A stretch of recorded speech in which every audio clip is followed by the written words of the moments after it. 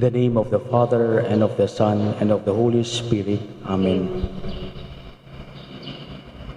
Lord of the cross and compassion, we remember and trace your journey of the cross today.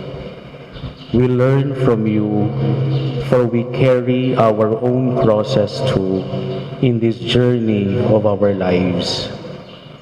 We experience many difficulties and some consolations.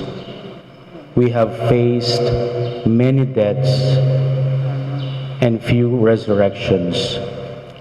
We have lived life through with a few friends and a host of oppositions and condemnations. We have trekked many stations and have fallen into some pits and climbed up some shining moments. But more than learning your last steps on earth, we hope to rediscover you, Lord. More than the pain, the encounters, and the struggles of your passion, we hope to rediscover that you are our God, who took up our humanity just to know us more and show us your immeasurable patience and love for us. We hope to love you more and understand how much you really love us, with a love that is as wide as the cross, as deep as your wounds, and as glorious as your resurrection. Then maybe we can follow you more, live the way you lived, love like you loved, and the most difficult, to forgive more openly like you forgave. Someday, with your mercy, may we resurrect with you to eternal life through Christ our Lord. Amen.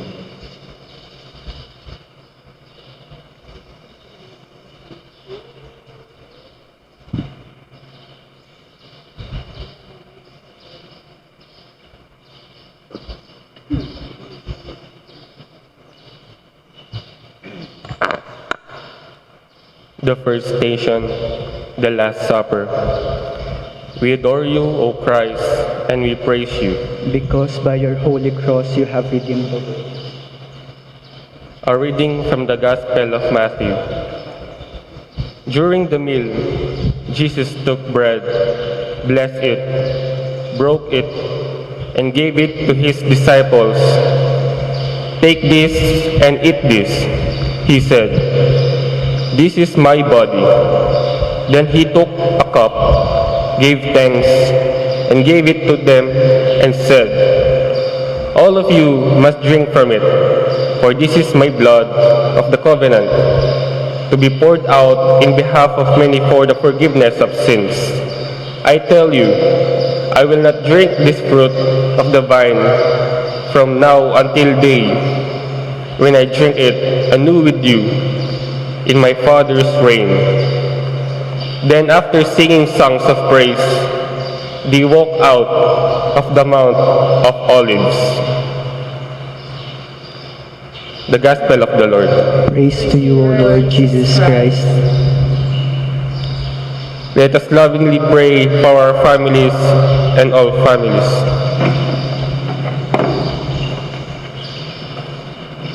For our reflection, we fondly remember and pray for our families, with whom we eat regularly. How many times have we eaten with joy, or with silence sometimes, with pain in our hearts, with hidden tears and silent sobbing? How we enjoyed those meals with our loved ones, with which they are more often and endless. How many times have we wondered how the next meal will be? How tired we were in preparing and looking for our food. How we think for sometimes those who eat just once a day. How we said our blessing or how we just go through and blessings. How we truly remember and thank God because of our families. Oh, how they cause us pain and give and have given us joy. How they inspire us and shame us sometimes. How they are there for us. And how we miss them sometimes. How we care for them and how we work for them. Yet, how we take them for granted and forget them sometimes. How they are friends and enemies at times, and how they are still family, whatever happens.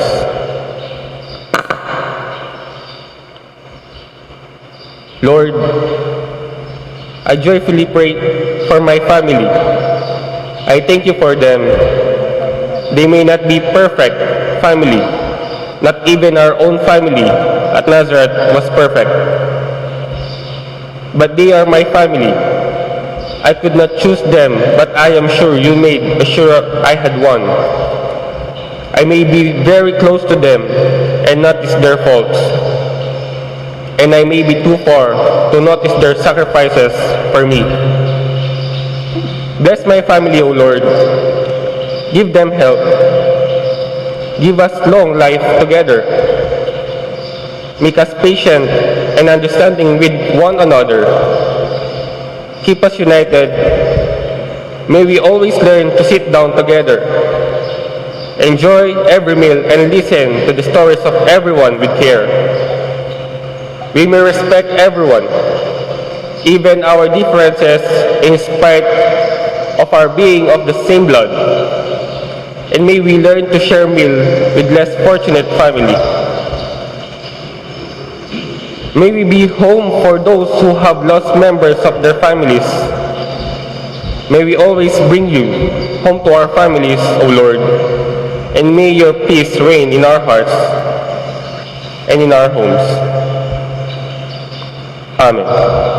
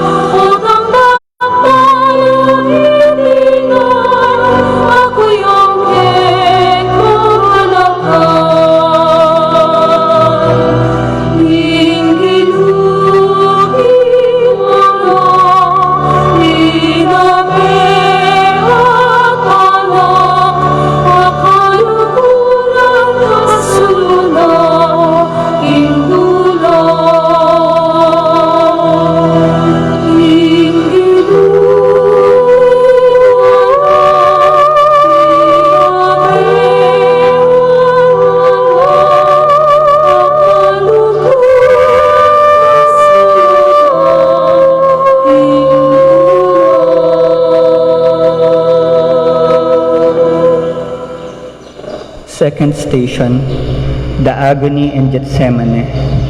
We adore you, O Christ, and we praise you.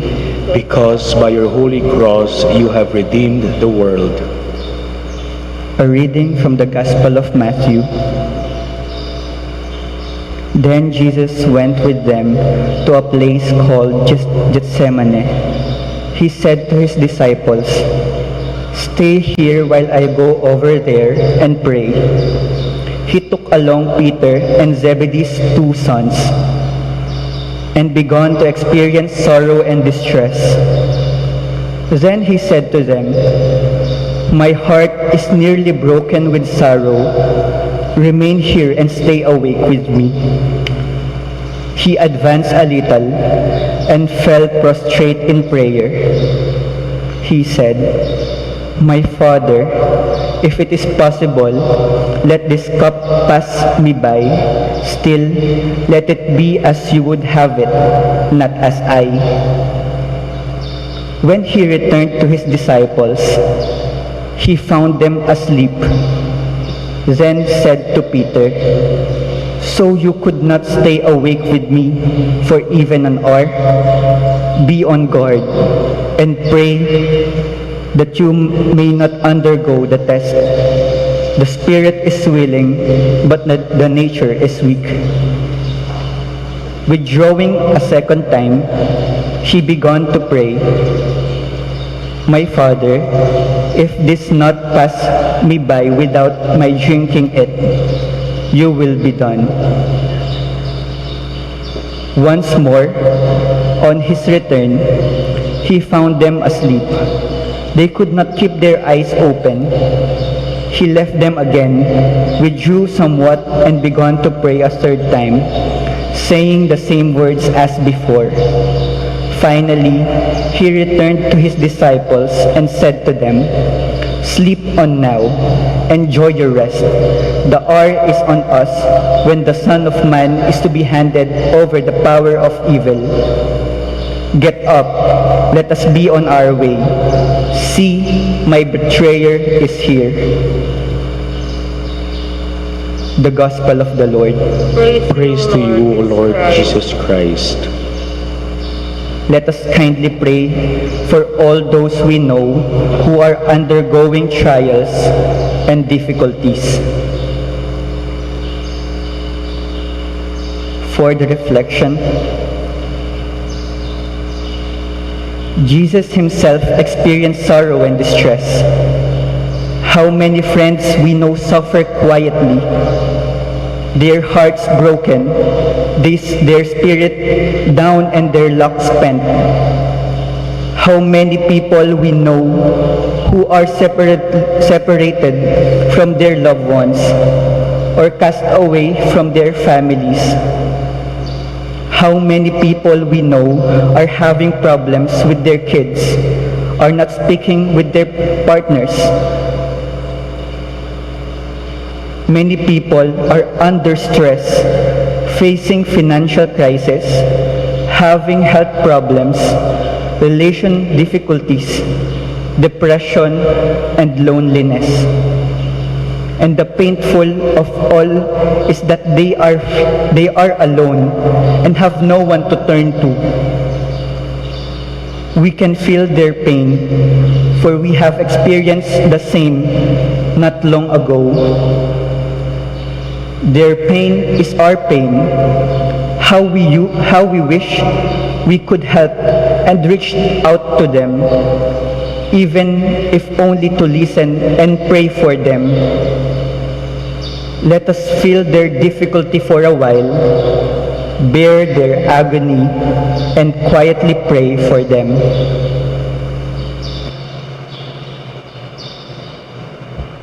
Let us pray. Lord, I bless and thank you for the many blessings you have gave me. But I also pray you for the many friends I know who are suffering and agonizing in difficult situations and tensions at the moment. I pray for them, O Lord, that you strengthen them. May they have friends to console them. Send people who will reach out to them, O Lord.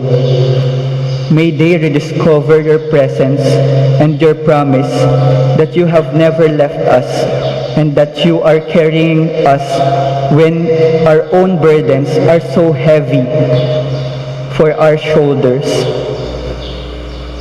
We have survived many trials in our lives because you are always there to help us. We are never alone. It is when we feel the most alone that you are actually there, present silently, holding things up for us.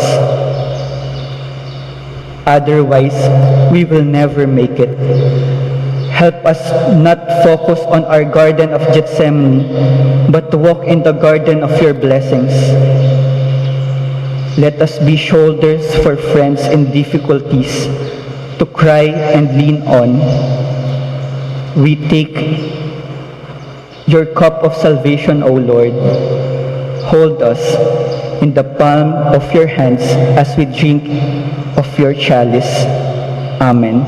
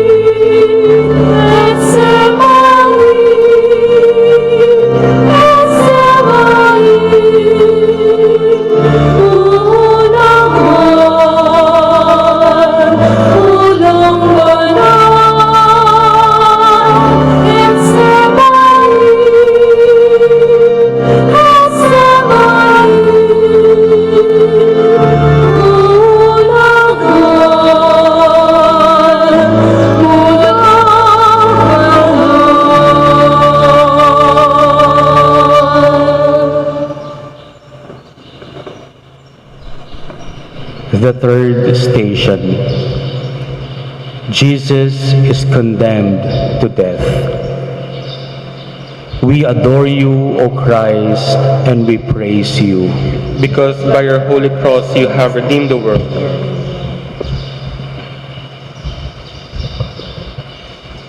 A reading from the Gospel of Matthew. Now, on the occasion of a festival, the procurator was accustomed to release one prisoner whom the crowd would designate. They had at the time a notorious prisoner named Barabbas. Since they were already assembled, Pilate said to them, "Which one do you wish me to release for you, Barabbas or Jesus, the so-called Messiah?" He knew, of course, that it was out of jealousy that they had handed him over. While he was still presiding on the bench, his wife sent him a message. "Do not interfere in the case of that holy man. I had a dream about him today, which has greatly upset me." Meanwhile, the chief priests and elders convinced the crowds that they should ask for Barabbas and have Jesus put to death. So when the procurator asked them, "Which one do you wish to release for you?" they said, "Barabbas." Pilate said to them, "Then what am I to do with Jesus, the so-called Messiah?" "Crucify him," they all cried. He said, "Why?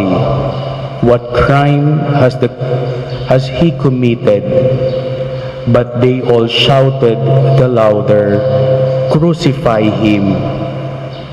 Pilate finally realized that he was making no impression and that a riot was breaking out instead. He called for water and washed his hands in front of the crowd, declaring as he did so, "I am innocent of the blood of this just man. The responsibility is yours."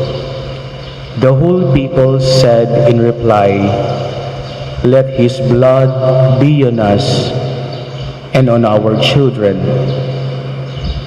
At that time, he released Barabbas to them.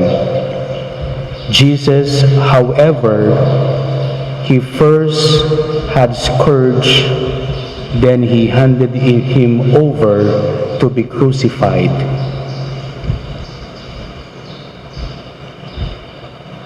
The Gospel of the Lord.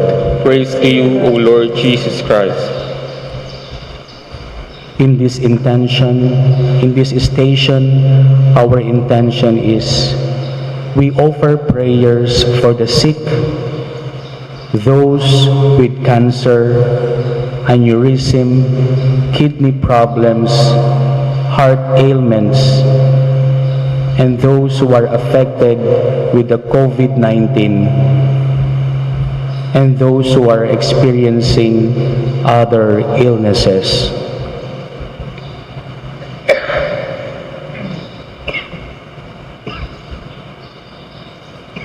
Reflection.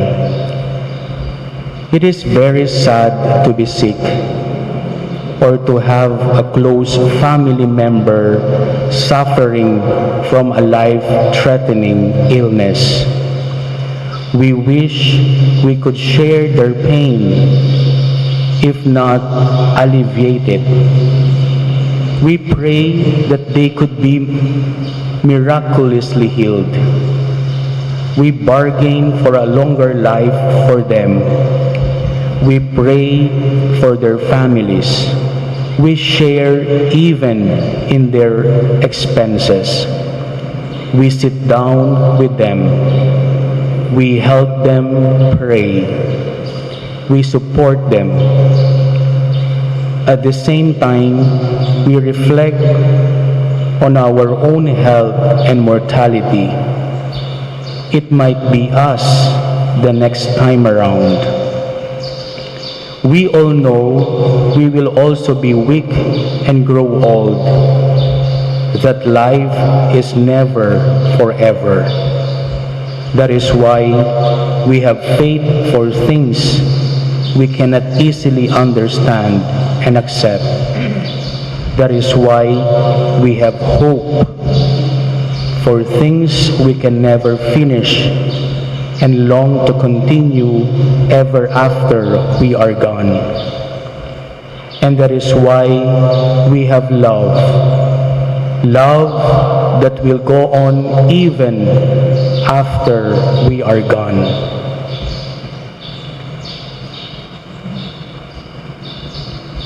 Let us pray. Lord Jesus, help us to accept that life is not really about healing or miracle wellness. Even if we are healed, we will all someday get old and be sick. We pray for humility to accept what is in store for us. We pray for the sustenance that will keep us going as long as we can. We pray for strength to make the most of the life you were given us.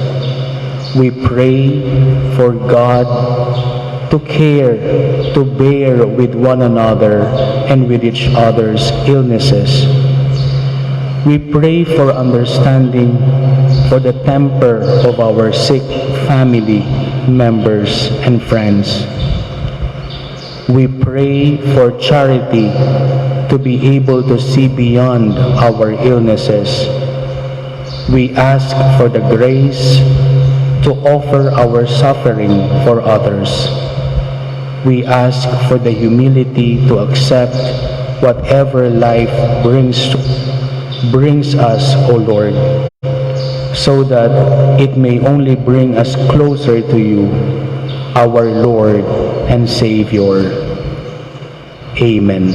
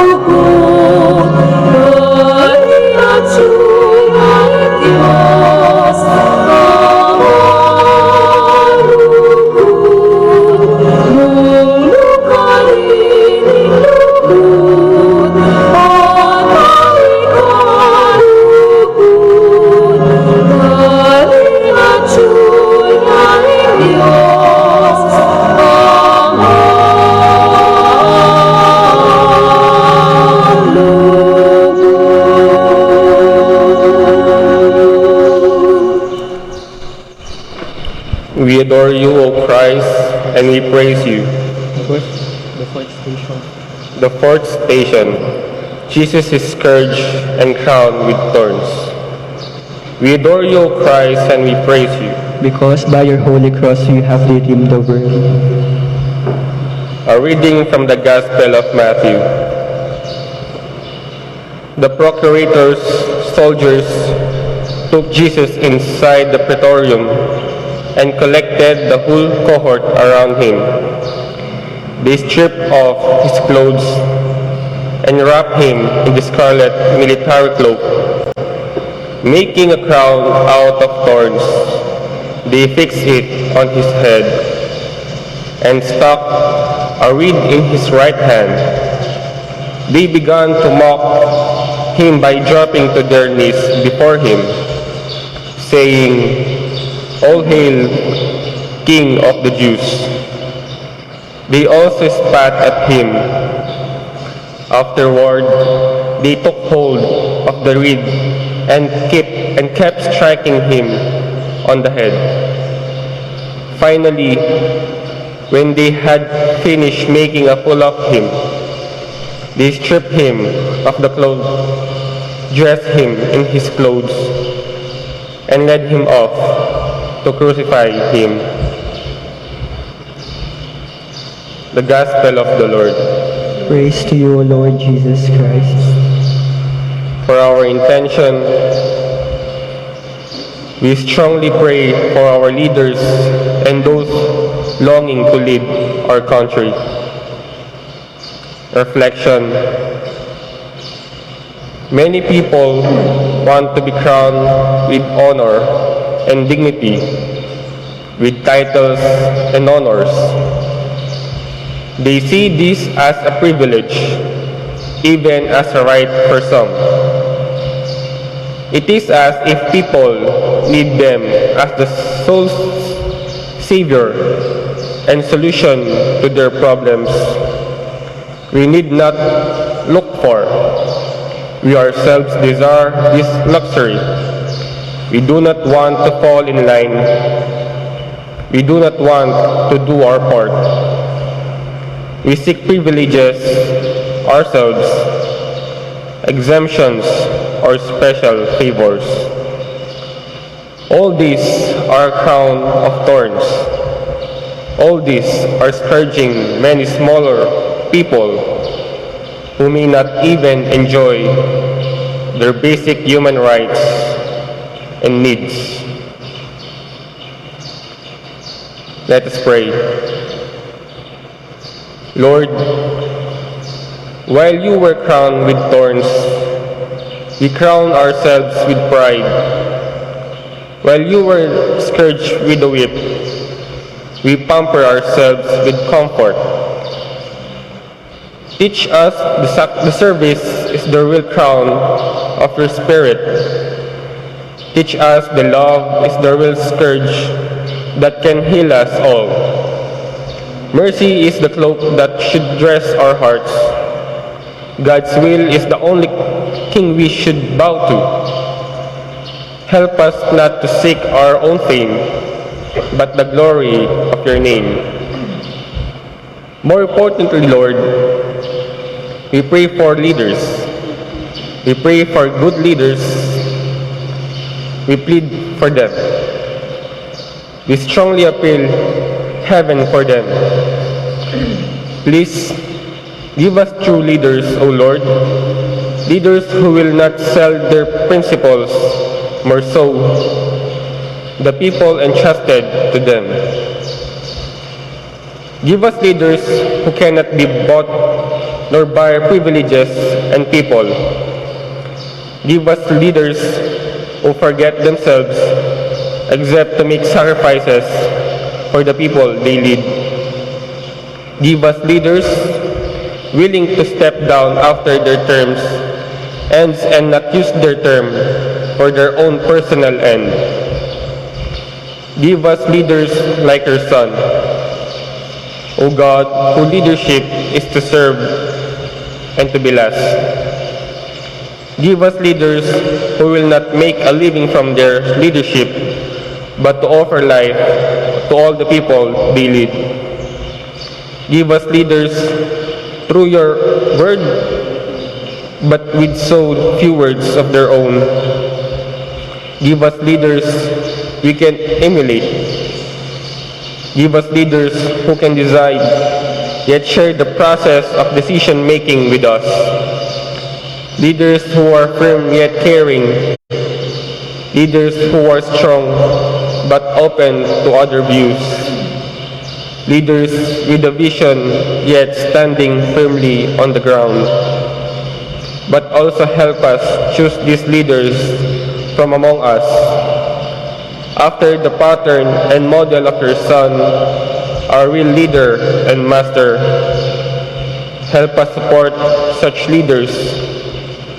Help us rear such leaders. Amen.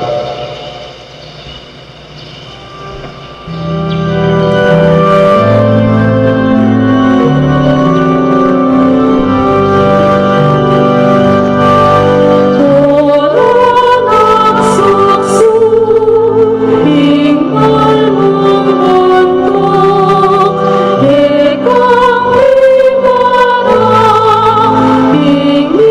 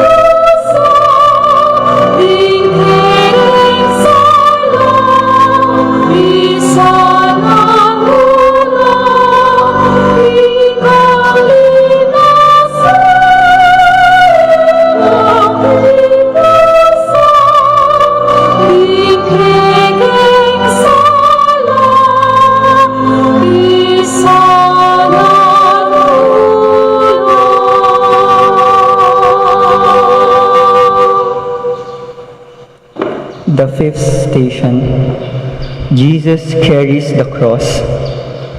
We adore you, O Christ, and we praise you. Because by your holy cross you have redeemed the world. A reading from the Gospel of John. Jesus was led away and carrying the cross by himself went out to what is called the place of the skull, in Hebrew, Golgotha. The Gospel of the Lord. Praise to you, O Lord Jesus Christ. For our intention, we earnestly pray for peace, real peace in our hearts, in our country, and in the whole world. Reflection. We all long for peace, true and quiet peace. Peace that gives us real rest at night. Peace that makes us look into each other's eyes without fear. Peace that makes us face our God without fear. Peace that comes from our daily performance of our duties and our obligations. Peace to look forward to our tomorrows with security, to enjoy our present situation with calmness, and look back with gratitude. Peace that can reach out and be heard. Peace that is our heart and in our families. Peace that rules our relationship and our work. Peace that hovers over our land. Peace that rules our efforts. Peace that lightens our loads and make us to do our task with dignity. Peace that can make us smile with ease and with truth. Peace that embraces those people we love. Peace that help us be as we are. Let us pray. Lord, let me carry the cross of peace. Let me be the way of peace. Let me be the source and the beginning of peace. Let me be a home of peace for your people who are often troubled by crosses of daily cares and concerns. Let me be peace. Let me bring you to the people I touch every day. Help me offer a hand instead of a slap. Inspire me to be a blessing for others instead of a curse. Teach me to speak kindly instead of complaining badly. Open my eyes to appreciate always the good in the people instead waiting for them to commit a mistake. Teach me the generosity to be kind, and to be kind. And help me to be humble and understanding to those who fall and are weak. Amen.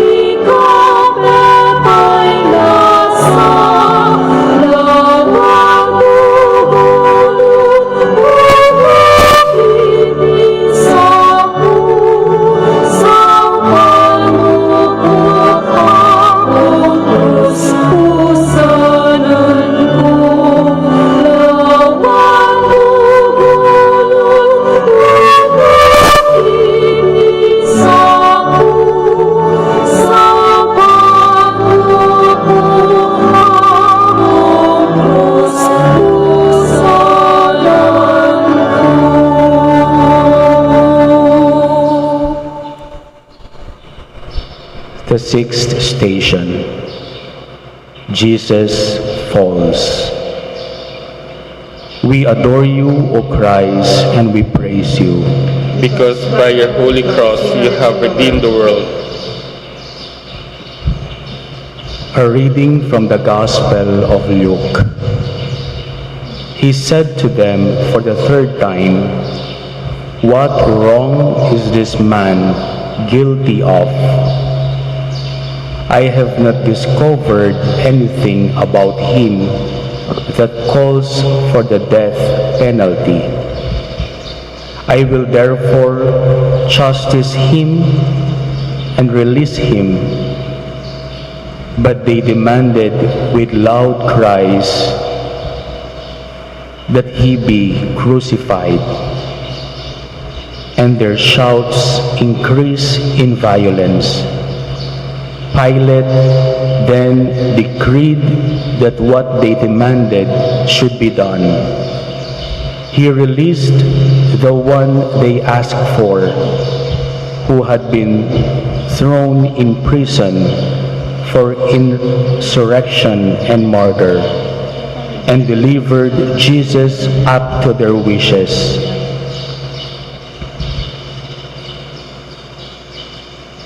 The Gospel of the Lord.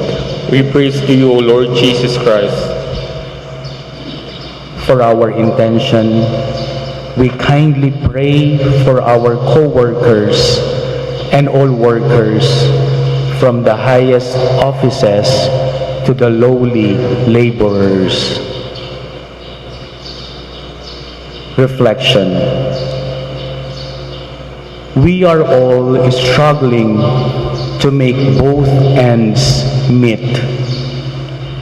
We are working to provide food for our families, to experience a little comfort ourselves.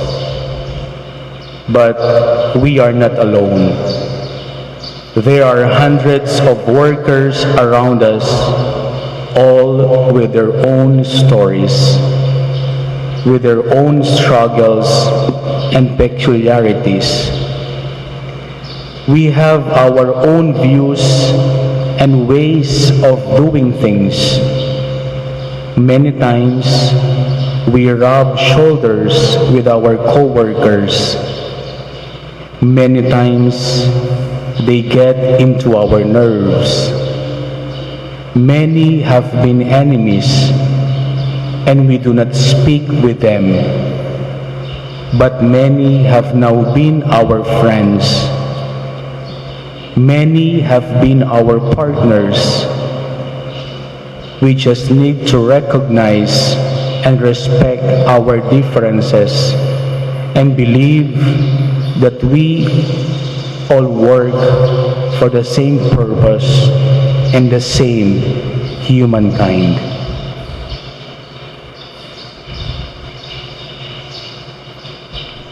Let us pray.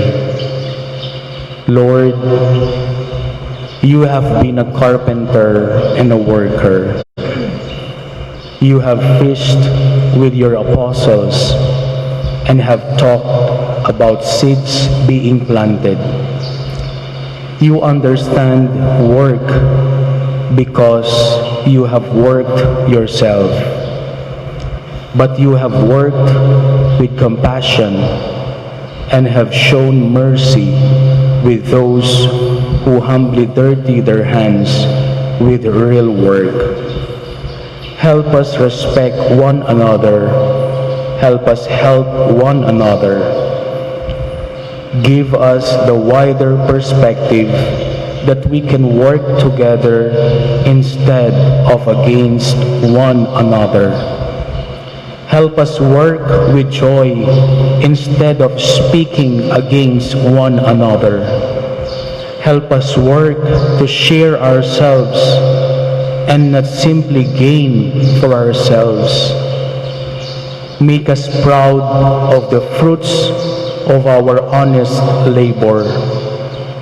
Help us to be fruitful as you have commanded us, that is to be productive, to share in the growth of our country, our community, and our church. Amen.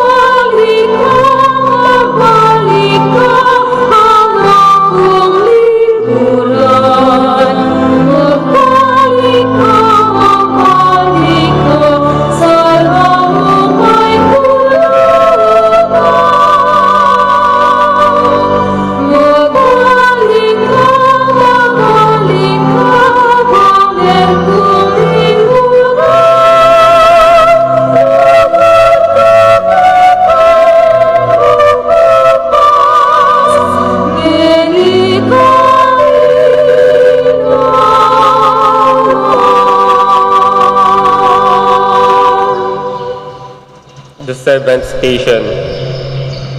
Simon of Cyrene helps Jesus. We adore you, O Lord, O Christ, and we praise you. Because by your holy cross you have redeemed the world. A reading from the Gospel of Matthew. On their way out, they met a Cyrenian named Simon. This man they pressed into service to carry the cross. The Gospel of the Lord. Praise to you, O Lord Jesus Christ. For our intention, let us pray with gratitude for all OFWs. Reflection. Who among us do not have a friend or a relative or even just an acquaintance working abroad? They are homesick of our letters, our comfort, and our care, our support, and especially our prayers. While we envy them sometimes for their pay and the remittances they send us, while we are grateful for their sacrifices, we really do not know the loneliness they undergo. We do not feel their pain and their struggles. We do not really feel the longing that pushes them and breaks them sometimes. We owe them a lot. We survive because of them.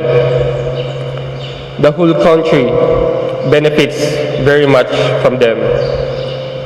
They are not only our new heroes, they are our ambassadors, they are our sacrifices, they are our missing families, they are broken homes.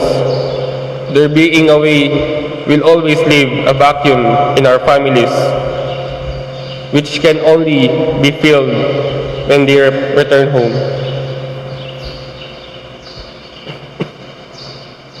Let us pray. Lord, bless and protect our countrymen working in foreign lands. They did not go there for themselves, but for their families, who also long for them to go back home. Give them peace. Give them strength. Give them consolation. And bring them back home to us healthy and happy. Bless their families who miss them. Protect their children who grow up without them. Console their parents who always worry for them. But most especially, be their distant home, O Lord. A home that will comfort them closely in their aloneness. Amen.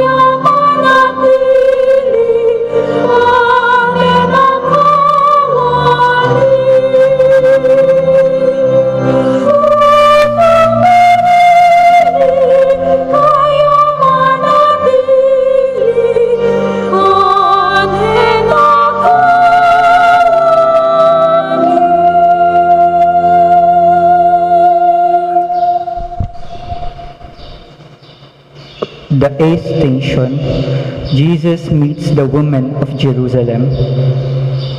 We adore you, O Christ, and we praise you. Because by your holy cross you have redeemed the world. A reading from the Gospel of Luke. A great crowd of people followed him, including women who beat their breasts and lamented over him. Jesus turned to them and said, "Daughters of Jerusalem, do not weep for me. Weep for yourselves and for your children. The days are coming when they will say, 'Happy are the sterile, the wombs that never bore, and breasts that never nursed.' Then they will begin saying to the mountains, 'Fall on us,' and to the hills, 'Cover us.' If they do these things in the green wood, what will happen in the dry?" The Gospel of the Lord. Praise to you, O Lord Jesus Christ. For our intention, we sweetly pray for all women.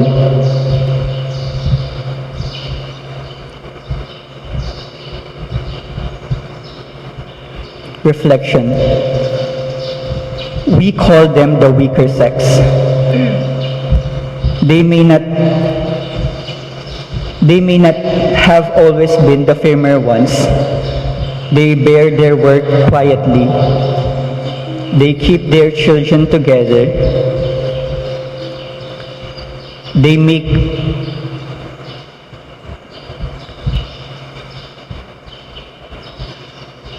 they bear their work quietly. They keep their children together. They bear their work quietly. They make the decisions in the absence of their partners. It is still true that behind successful men and families are the kind mothers who support and supply the needs of their loved ones.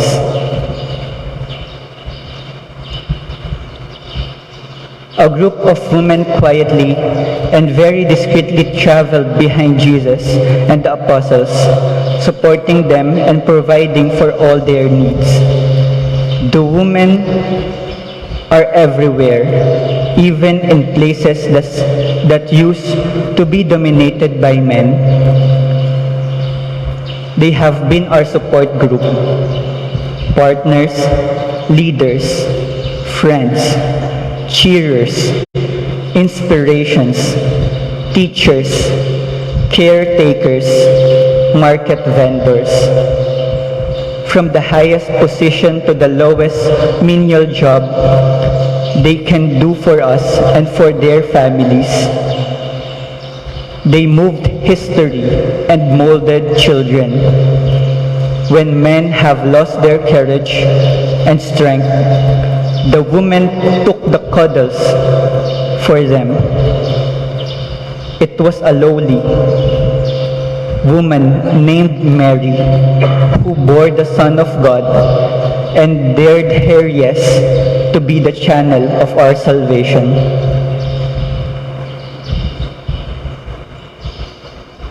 Let us pray. We ask your help and intercession, O Mama Mary, as we pray for all women in our lives, our mothers, grandmothers, partners in life, daughters, and the women we meet, women we know and encounter, how we belittle and take them for granted sometimes, how we ridicule and tease them at times. Mary, our dear mother, help, please bless all women. Give them your faith. Encourage their response. Kindle their passion for life and love. Protect them always. Guard them from abusive people and difficult situations. Cover them with your mantle. You're sick from sickness and discouragement. Give them healthy and long lives. Our mother of all mothers, for we shall be poor orphans without our mothers, sisters, or wives. May we always recognize the sacrifice and love that so unselfishly offer. More so, may we repay the kindness they always have for us. May we have their hearts that are compassionate, sweet and strong, all the same time, that only women can be. For in each of us is a woman's heart, a love that survives. Amen.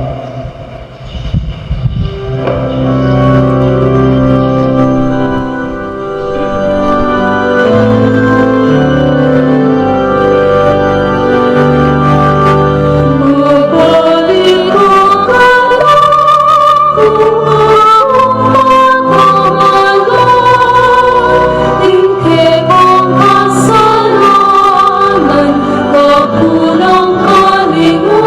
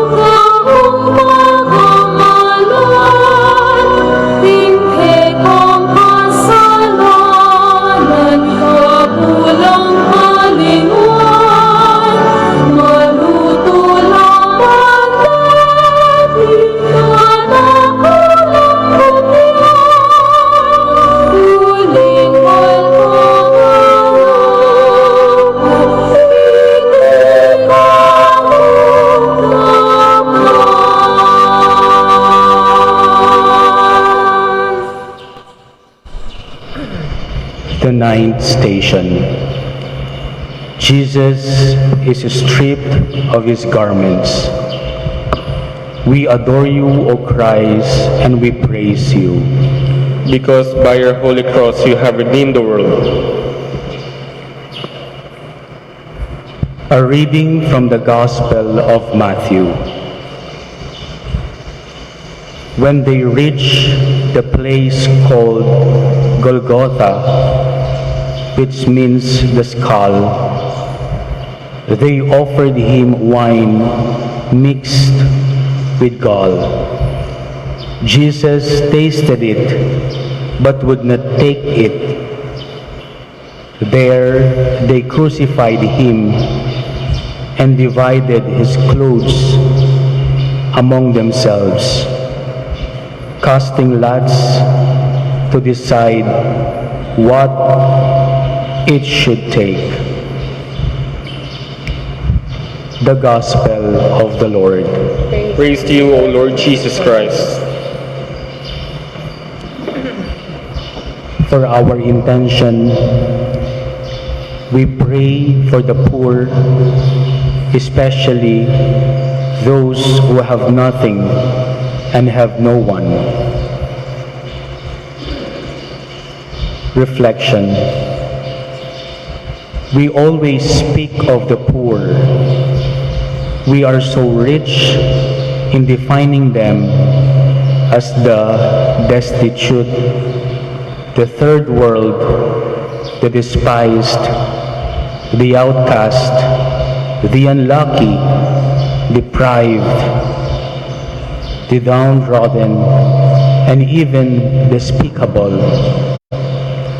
Perhaps these other concrete definitions will give face to these poor people and will speak to our hearts. The poor do not even have a decent pair of slippers. They will never know the meaning of play because they have to sift garbage for food, of which they may have only once a day. They may not even be able to own a bike or take a shower in a clean comfort room. They are around us, living in simple boxes or shanties. They do not have fresh clothes. They do not have choices about what to wear. They may not even see the commercials that talk about these luxuries.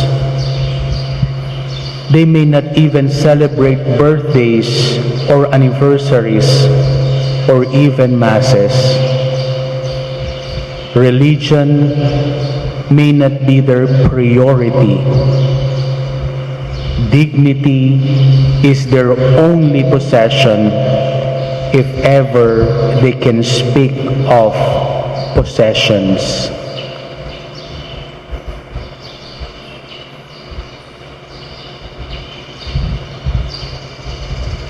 Let us pray. Lord, you warned us that the poor are always with us, yet we fail to see and feel and smell them sometimes. Maybe we do not, but we do not wish to be near them. We just throw some scraps and crumbs for them. Lord, give us your heart that was always for the poor. May we not always look at them as lesser beings to be helped, but as fellow humans with rights like us. Encourage us, Lord, not only to help them, but to inspire them.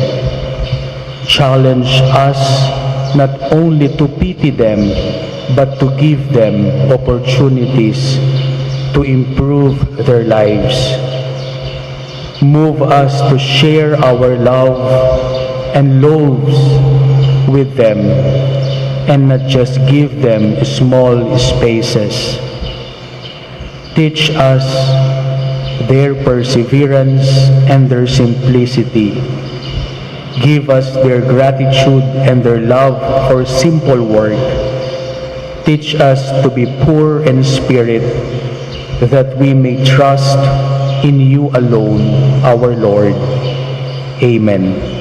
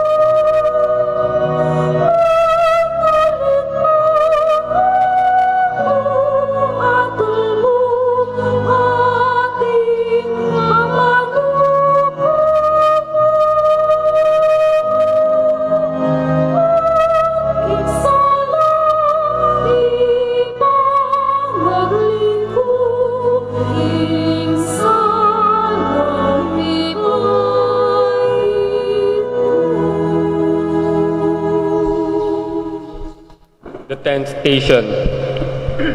Jesus forgives the thief. We adore you, O Christ, and we praise you. Because by your holy cross you have redeemed the world. A reading from the Gospel of Luke. One of the criminals hanging in crucifixion blasphemed him. Aren't you the Messiah? Then save yourself and us. But the other one rebuked him. Have you no fear of God, seeing you are under the same sentence? We deserve it. After all, we are only paying the price for what we've done. But this man has done nothing wrong. He then said, Jesus, remember me when you enter upon your reign. And Jesus replied, I assure you, this day will be with me in paradise. The Gospel of the Lord. Praise to you, O Lord Jesus Christ. For our intention, we ask the Lord for forgiving hearts.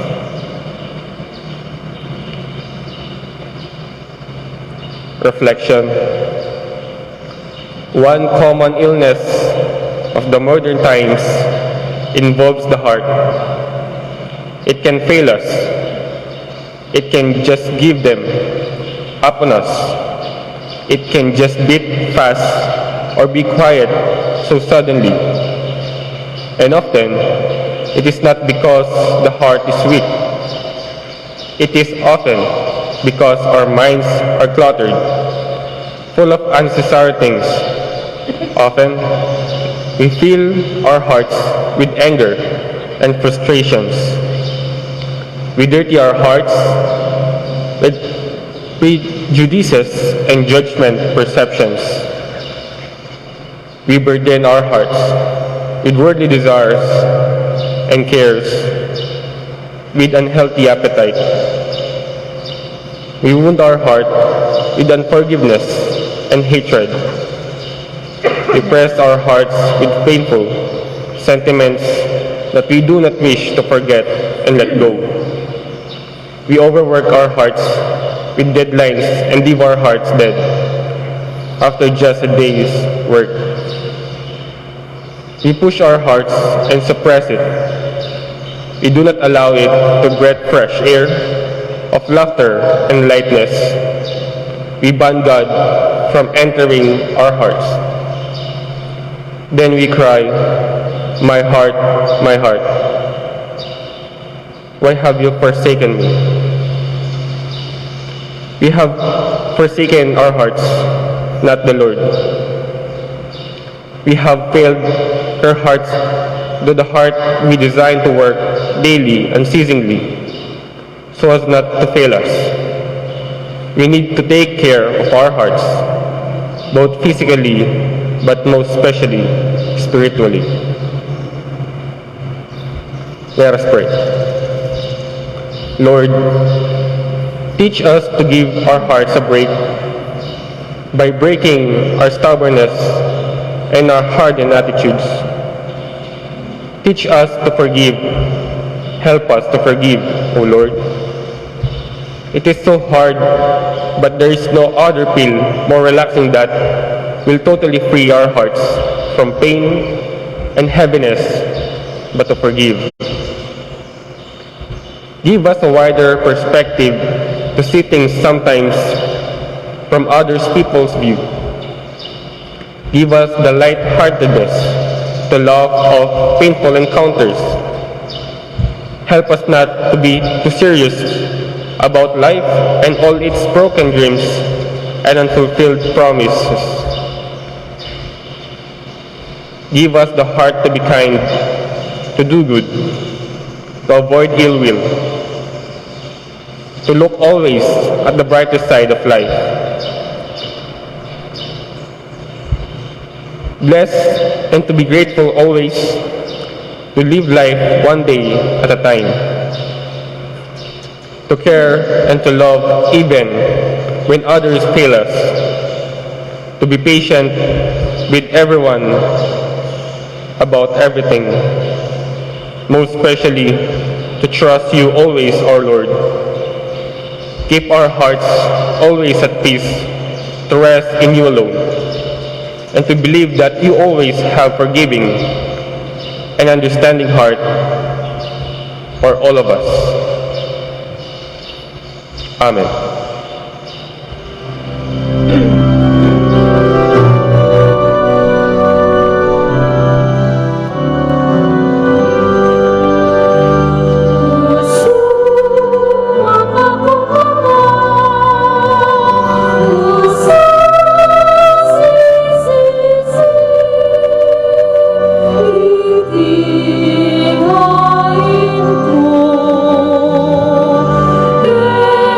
Go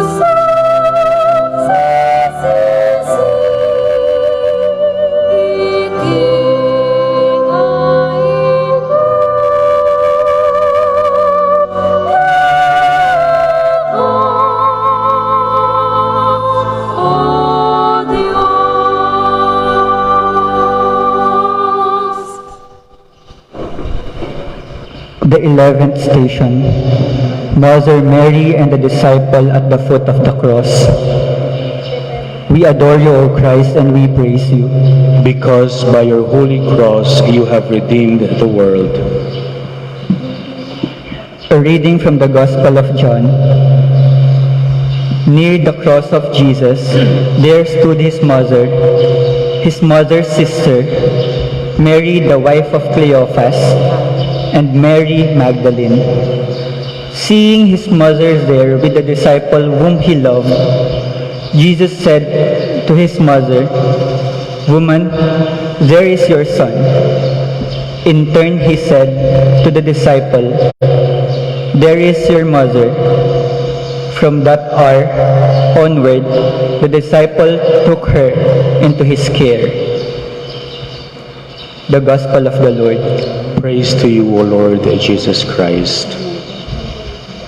For our intention, we gratefully pray for our parents.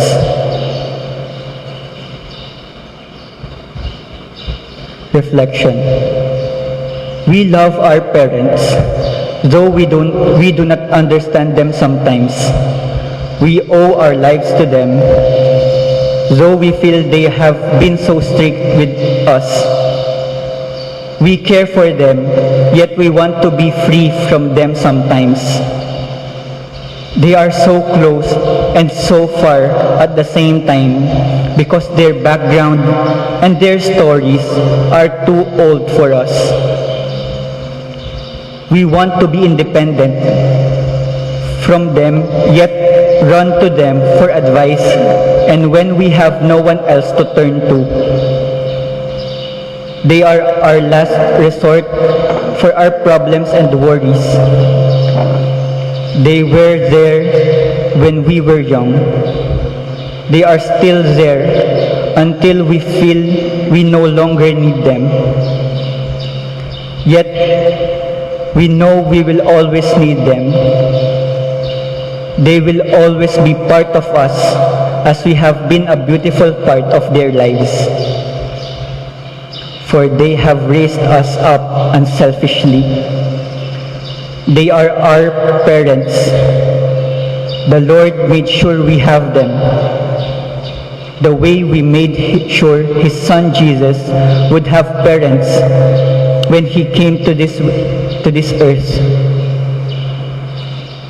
They stood by our cross. They raised us up. And all they asked is that we lead good lives and be good parents ourselves to our children someday. Let us pray. Lord, we ask forgiveness for the wrongs we have done to our parents. We are sorry for the impatience we showed to them. We have caused them heartaches, although most of the time they never showed their pain. We disregard them, though they never forget us. We take them for granted, though they always took us seriously. We ask you to bless them, keep them healthy, give them long, happy lives, keep them safe, give them friends in their old age, reward their faith and their faithfulness with your generous providence. May they never be in need. May their children always bless and support them. May all society recognize the sacrifices the parents have made for their children and the community they have served. Bless their love and keep them in your home someday. They are yours, for they shared your work of bearing children and raising them. Help us to thank them, O Lord. Lovingly embrace them tight for us. May they enjoy the fruits of their labor and grant peace to our parents whom you have called home to you. Amen.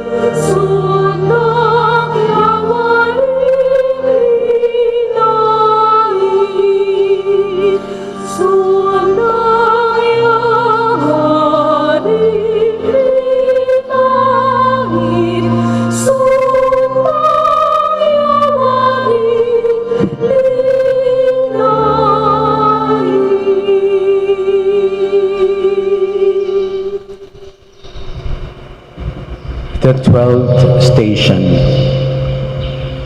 the death of Jesus.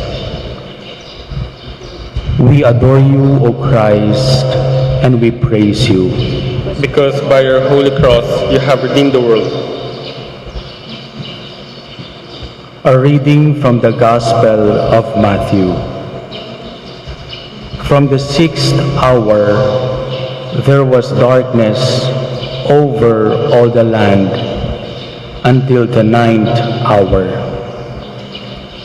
And about the 9th hour, Jesus cried out in a loud voice, Eli, Eli, lema sabachthani. That is, my God, why have you deserted me? When some of those who stood there heard this, they said, this man is calling on Elijah. And one of them quickly ran to get a sponge, which he dipped in vinegar and putting it on a reed, gave it to Jesus to drink. Wait, said the rest of them, and see if Elijah will come to save him. But Jesus, again crying out in a loud voice, yielded up his spirit. Let us all kneel.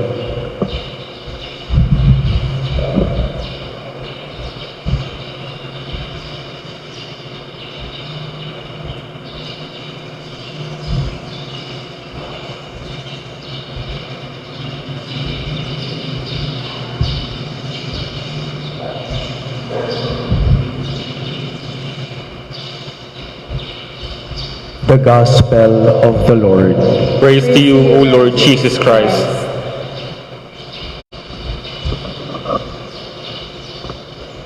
For our intention, we pray for our departed loved ones. Reflection. We miss friends and families who have gone before us. We wish we could have spent more time together. We wish they were still around to relish more moments with them and enjoy all that they have worked for. We wish we hugged them more. We wish we had expressed our gratitude and love to them. We wish we had given them the gifts they have asked for. We wish we had been kinder to them. We wish we could have done more for them. We wish we have asked their forgiveness or given our own forgiveness. We wish they were still here with us. The painful part is that no matter what we wish to do for them, they are now gone. And so we remember them and pray for them.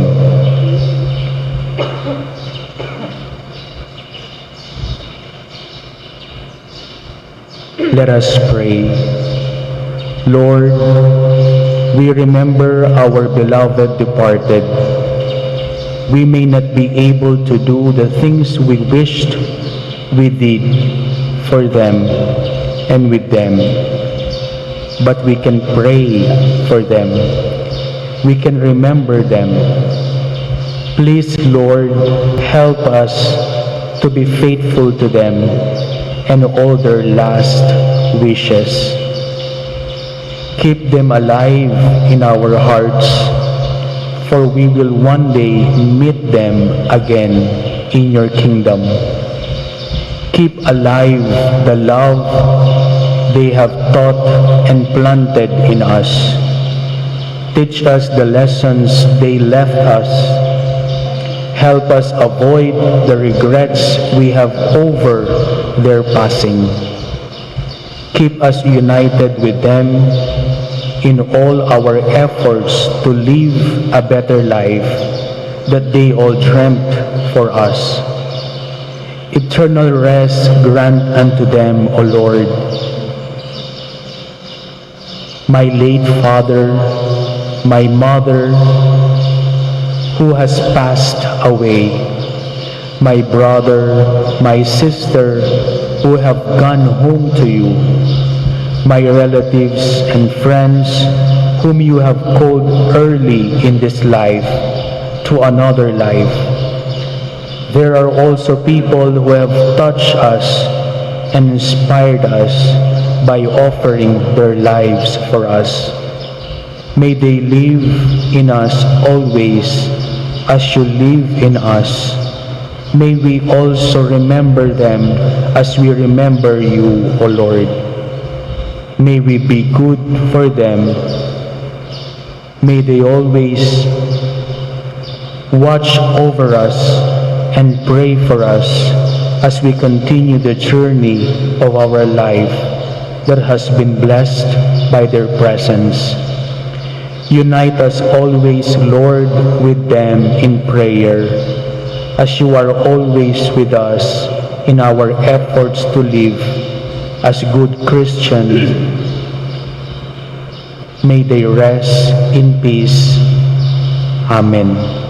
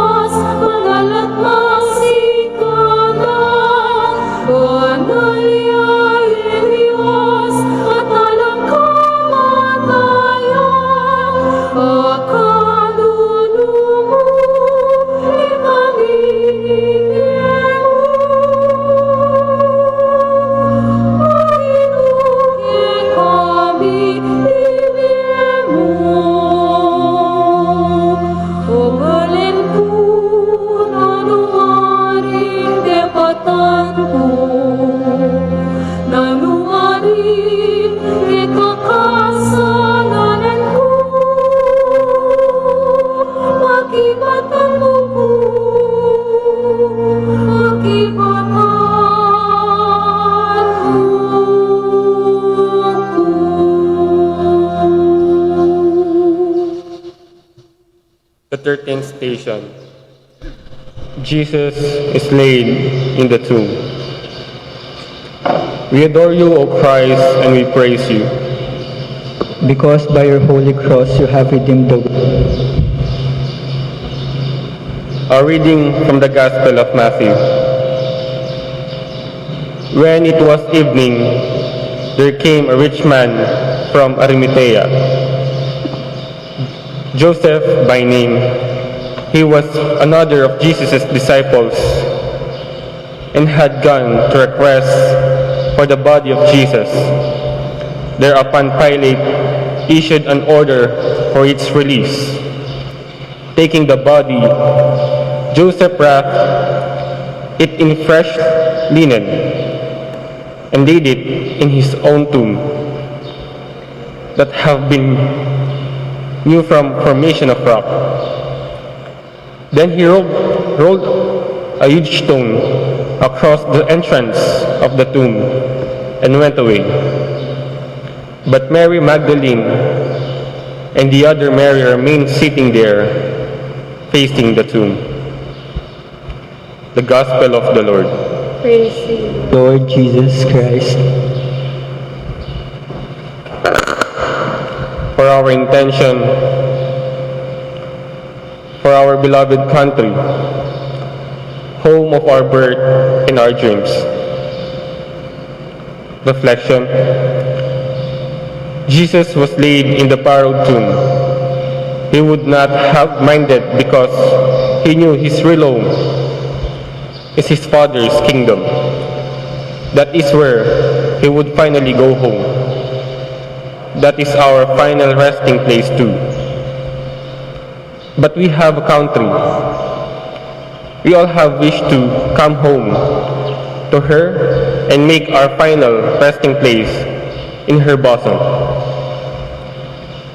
We all long for change in our country, but we do not know how and where to start. We all long for development of our people, but we remain selfish in our undertakings.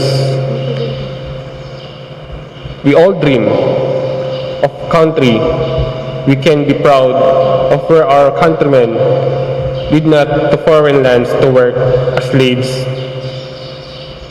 where children can all go to school and pursue their dreams, where we can roam around in peace, enjoy without fear of danger.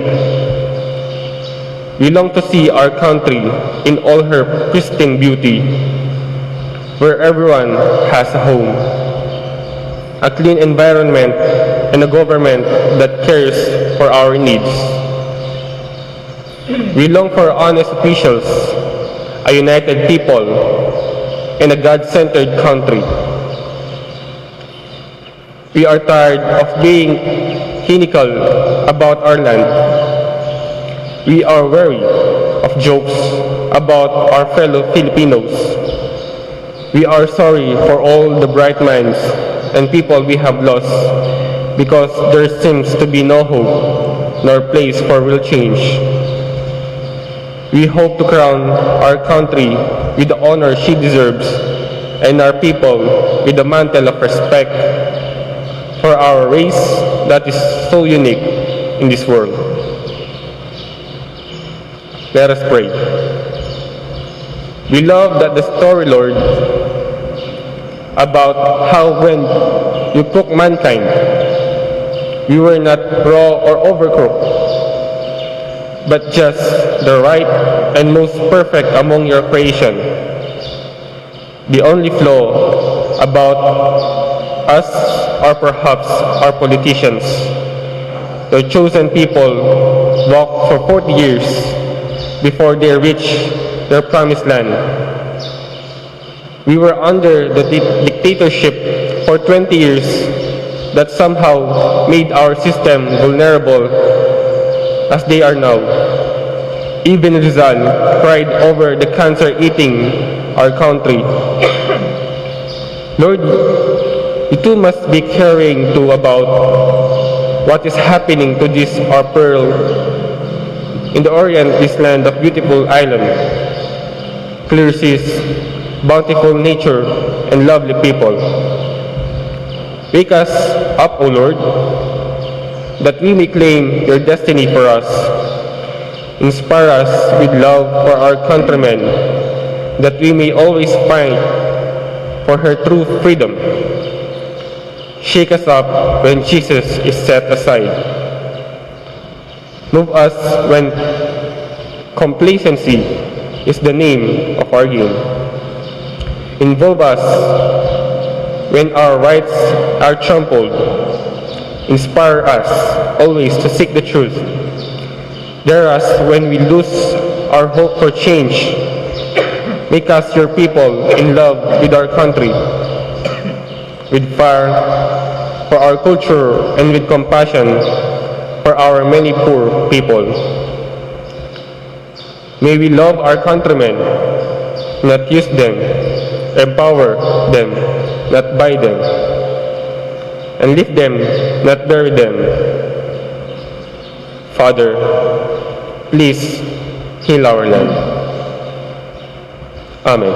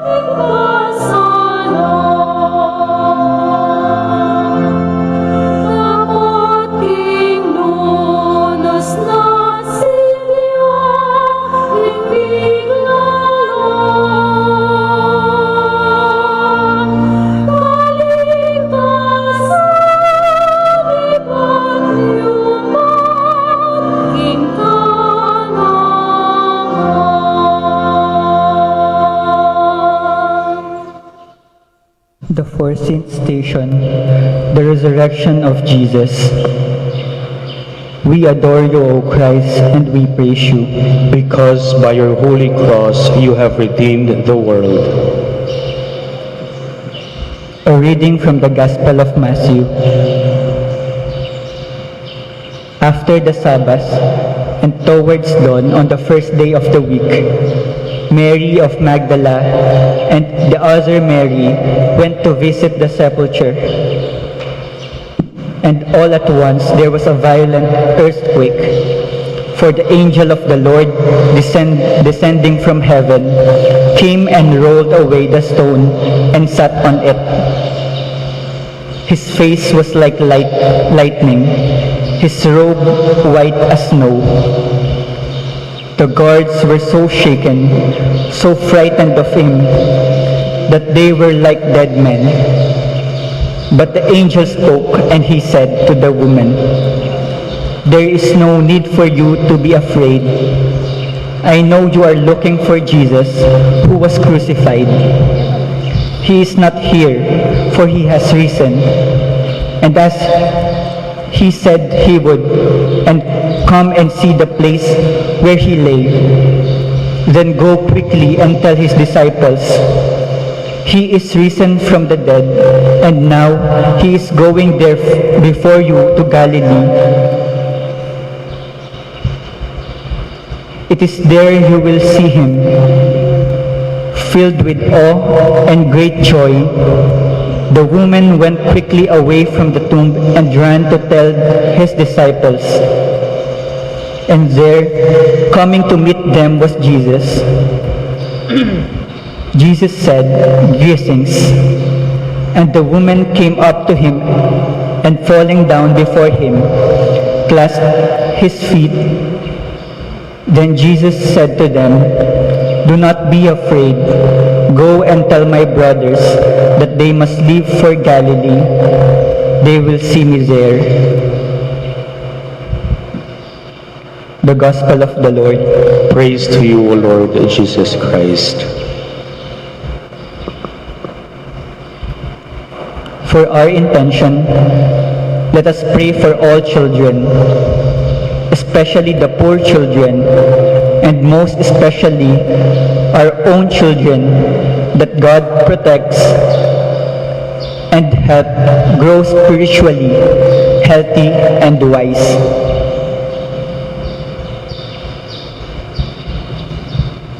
reflection.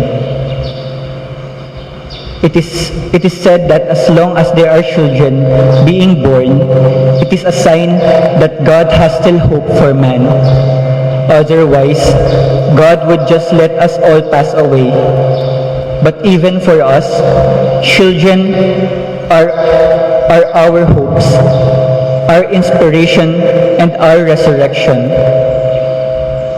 They mere sight and sound a little children bring smile and lightness in our serious world. It is for our children that we endure work and take on sacrifices. We want to hand them a beautiful future. We cry for them and laugh with them. We feel for them and we care about them. Yet in spite of our soft spaces for small children, there are many more children who suffer. There are still children out in the street picking out scraps and bits of their food and livelihood. There are still many children who will never smell the fresh smell of new shoes and uniform in school. There are children who are abused and hurt. There are children left as orphans or sold as slaves. There are children who are born in garbage shanties, grow in smelly squatters, and die in filthy graveyards. How we view and treat children, even those who are not ours, will define our character and our country. We become less human when we do not feel anything for children. If we do not care for even a handful or those we can help and love. It is a pre-resurrection experience to behold children and the child in all of us. Let us pray. God of children, O God of our children, we are all your children. We are all your sons and daughters in Jesus your Son. You gave him to us and you resurrected him for us. Inspire us to care for our children, that hopefully, in their time, we could hand them a more beautiful world, a warmer relationship with all others, and a humble offering to you, our Father and our God. Move us to reach out always with sharing hands. Make us simple. Teach us trust. Open our souls like innocent children. Bring us back our joy. Imbue in us the wonder of every morning. Allow us to accept all things as being for the best. And embrace us like little children in your loving arms. Amen.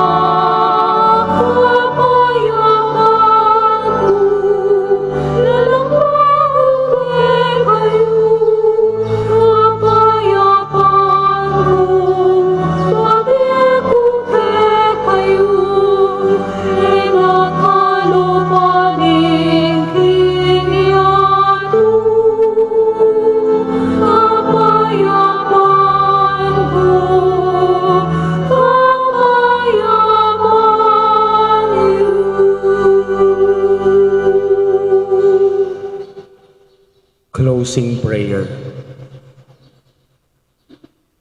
Let us pray.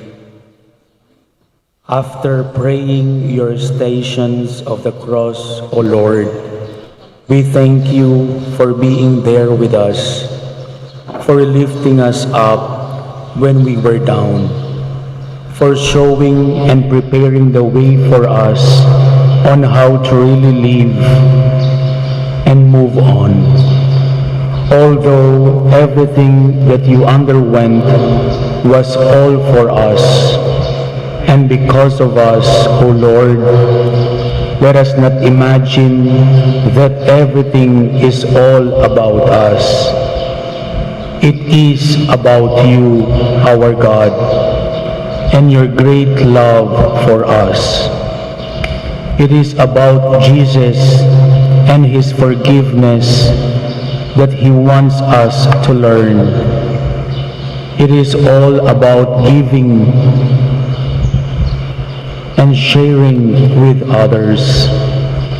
It is all about facing our trials and carrying our own crosses. It is about the people we care for and live for.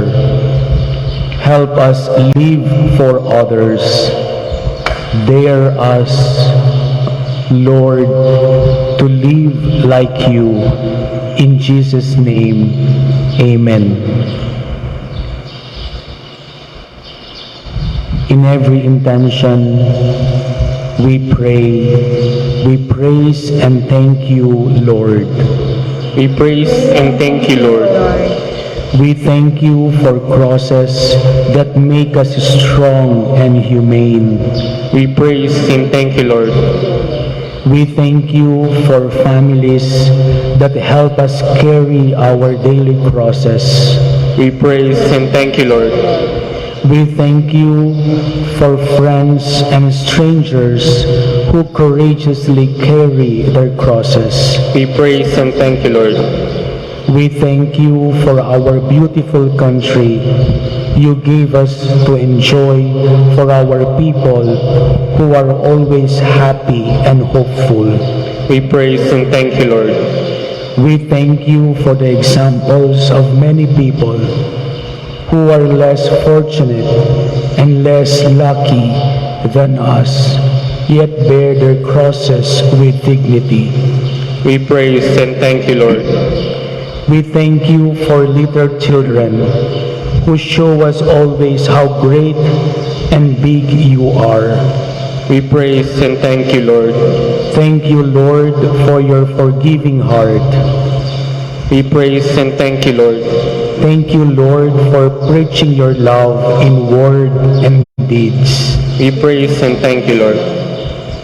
We now silently offer to the Lord our personal prayer of gratitude.